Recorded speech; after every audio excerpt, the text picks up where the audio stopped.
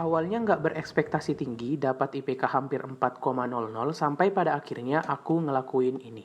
Yang pertama, belajar di pagi hari. Kebanyakan orang memilih belajar di malam hari atau bahkan sambil begadang. Padahal di aku sendiri, aktivitas ini cukup menguras tenaga yang pada akhirnya kurang fokus pada saat kelas berlangsung keesokan harinya. Kenapa pagi hari? Aku merasa otak aku masih fresh dan belum memikirkan banyak hal sehingga lebih mudah merespon materi dan tidak mudah terdistrak dengan hal lain. Aturan sederhana agar poin ini berhasil. 1. Jangan cek sosial media sebelum mulai belajar.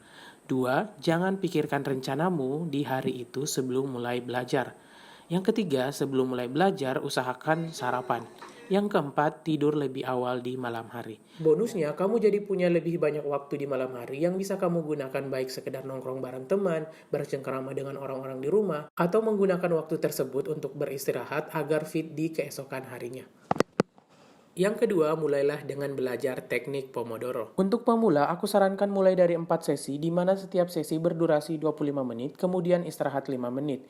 Kemudian, ulang lagi hingga mencapai 2 jam pertama kamu belajar. Caranya, siapkan tugas yang mau kamu kerjakan, dahulukan tugas prioritas atau tugas yang deadline-nya paling mepet. Set timer di HP kamu selama 25 menit, dan kerjakan tugas dengan fokus sampai timer berbunyi. Selama 25 menit, kamu nggak boleh ngerjain apapun, termasuk ngelirik HP.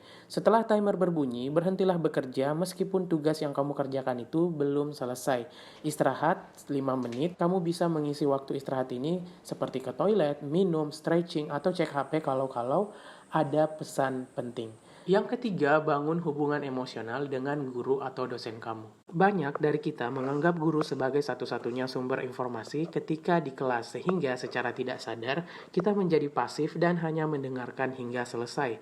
Terutama di masa pandemi ini, banyak siswa yang memilih untuk mematikan kamera dari awal hingga pelajaran selesai. Padahal dengan adanya interaksi di awal pertemuan akan memberi kesan positif kepada guru atau dosen kamu, walau hanya sekedar menanyakan kabar atau melaporkan kegiatan yang kamu lakukan selama akhir pekan. Hal sederhana ini bisa membuat kamu tetap bersemangat hingga proses pembelajaran selesai. Nah, itulah tadi 3 hal sederhana yang aku lakukan semester lalu untuk mengimprove proses belajar aku. Jika ada beberapa cara yang sesuai dengan kamu, silahkan dipraktekkan, ataupun kamu punya cara tersendiri, silahkan dikembangkan. See you in the next video.